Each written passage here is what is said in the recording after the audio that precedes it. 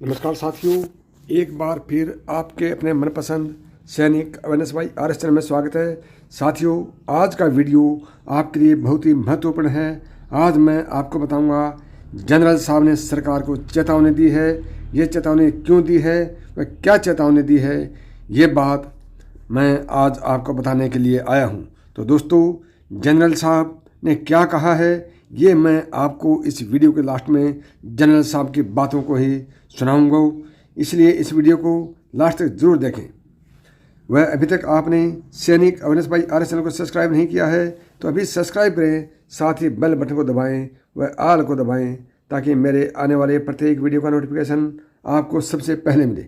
साथियों, फौज से हमें क्या मिलता है, वह इतना संघर्ष करने के बाद फौज हमें क्या देती है। आज किसी ने एक लेफ्टिनेंट जनरल साहब से पूछा है, मैं उस जनरल साहब का वीडियो आपको लास्ट में दिखाऊंगा, तो आप उनका जवाब सुनकर हैरान रह जाएंगे। उन्होंने कहा, कोई भी डिपार्टमेंट आपको पैसा दे सकता है, सुविधा दे सकता है, आर्मी आपको नया जीवन देती है कि आपने अपने जीवन को कैसे जीना है।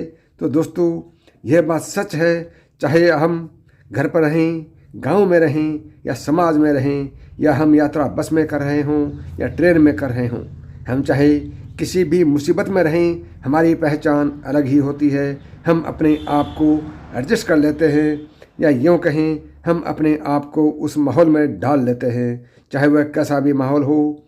हम जब चलते हैं तो सीना तान कर चलते हैं, इसलिए सैकड़ों हजारों आदमियों में भी हमें पहचान लिया जाता है कि यह एक फौजी है। हर मौसम में हम अपने आप को एडजस्ट कर लेते हैं, हर इंसान के साथ हम अपने आप को एडजस्ट कर लेते हैं। हमें करना आता है, हमें हर काम करना आता है। हम किसी भी काम से अनजान नहीं हैं, चाहे वो समाज सेवा का काम हो, चाहे ईमानदारी का काम हो, चाहे दुश्मनों से लोहा लेने का काम हो। हमारे हर काम में अव्वल आते हैं। हमारी ईमानदारी, हमारा डिसिप्लिन, हमारा डेडिकेशन ही हमारी पहचान है। यह हमें हर इंसान से ऊपर ले जाता है। यदि हमें मिलता है तो हम सीखते हैं। तो सेना के वातावरण से, सेना से बढ़कर आज इस दुनिया में कोई भी संस्था नहीं है। हम सभी को मोटिवेट करते हैं, वह खुद भी हम मोटिवेट रहते हैं। हम आगे बढ़ना जानते हैं, पीछे चलना नहीं जानते हैं।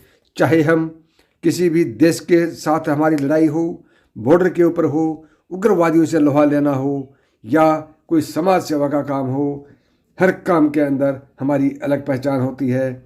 ये पहचान क्यों होती है? क्योंकि हमारा वातावरण, जो सेना का वातावरण है, वो एक अव्वल दर्जे का वातावरण है। वहाँ पर हम जिस दिन से भर्ती होते हैं उस दिन से लेकर रिटायरमेंट तक हम कुछ न कुछ नई चीज़ें सीखते रहते हैं, और वो भी एक डिसिप्लिन के अंदर रह करके। जैसा कि आप देख रहे हैं कि 1 रैंक 1 पेंशन के ऊपर हम कई सालों से आंदोलन कर रहे हैं, लेकिन हमने कभी भी उग्र आंदोलन नहीं किया है। सरकार के खिलाफ हमने कोई आवाज़ नहीं उठाई है। शांतिपूर्वक हम अपनी मांगों को रखते हुए आ रहे हैं। तो ये एक बहुत बड़ी मिसाल है कि इतने बड़े आंदोलन को भी शांतिपूर्वक चलाना किसी भी संस्था का काम, कोई भी और संस्था इस काम को नहीं कर सकती है शांतिपूर्वक। आप देख रहे होंगे कि दुनिया हड़ताल कर देती है, आंदोलन कर देती है, उग्र रूप धारण कर लेती है, लेकिन सेना और सेना के जवान ऐसा कभी भी नहीं करते हैं। वो सरकार के प्रति, अपने संगठन के प्रति, अपने ऑर्गेनाइजेशन के प्रति पूरी तरह से डेडिकेट होते हैं, और एक डिसिप्लिन के अंदर रहकर ही अपनी आवाज़ को उठाते हैं। दोस्तों, अभी मैं आपको ले चलता हूं उस जनरल साहब के पास जो हमारे को मोटिवेट करते हैं, हमारी भावना को ऊंचा उठाते हैं। चलिए जनरल साहब के पास। 1-3 I left IIT Chennai and joined the National Defence Academy. 39 years now I've been in the army. I've been shot and wounded. I have lived a full life. Any other place, any other college, any education may give you a job.